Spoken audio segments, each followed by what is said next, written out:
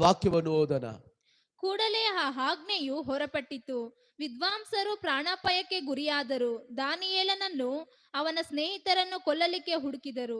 ಅವನನ್ನು ಮಾತ್ರ ಅಲ್ಲ, ಅವನ ಜೊತೆ ಇರುವವರು, ಪ್ರೇಯರ್ ಮಾಡ್ತಾ ಇರುವವರು ಯಾರು? ಇವರು ದೇವ ಮನುಷ್ಯರು, ದೇವ ಸೇವಕರು, ದೇವರಿಗಾಗಿ ನಿಂತಂತ ಪ್ರವಾದಿಗಳು, ದೇವರಿಗಾಗಿ ನಿಂತಂತ ವ್ಯಕ್ತಿಗಳು. ಶಾದ್ರಾಕ್, ಮೇಷಕ್, ಅಬೇದ್ನೆಗೋ, ದಾನಿಯೇಲನು ಇವರೆಲ್ಲರೂ ಸೇರಿ ಪ್ರಾರ್ಥಿಸ್ತಾ ಇದ್ದಾರೆ. ಇವರನ್ನು ಸಹ ಕೊಲ್ಲಬೇಕು ಅಂತ ಆಜ್ಞೆ ಬಂದಿದೆ, ಇವರನ್ನು ಕೂಡ ನಾಶಪಡಿಸಬೇಕು ಅಂತ ಆಜ್ಞೆ ಬಂದಿದೆ. ಏನು ಮಾಡಬೇಕು ಗೊತ್ತಿಲ್ಲ, ಗೊತ್ತಿಲ್ಲದೆ ಕಾರ್ಯ ವಿಪತ್ತು ನಮ್ಮ ಮೇಲೆ ಬಂದವು. ನೋಡಿ, 2 ಅರಸರ 6ನೇ ಅಧ್ಯಾಯ 31ನೇ ವಾಕ್ಯ ಬರೆದಿಟ್ಟುಕೊಳ್ರಿ. ನಾನು ಹೆಚ್ಚು ವಾಕ್ಯಗಳನ್ನು ಓದಕ್ಕೆ ಸಮಯ ಇಲ್ಲದ ಕಾರಣ ನಾನು ಹೇಳ್ತಾ ಇದ್ದೀನಿ, ಅದನ್ನ ನೀವು ಮನೇಲಿ ಹೋಗಿ ಓದಿಕೊಳ್ಳ್ರಿ.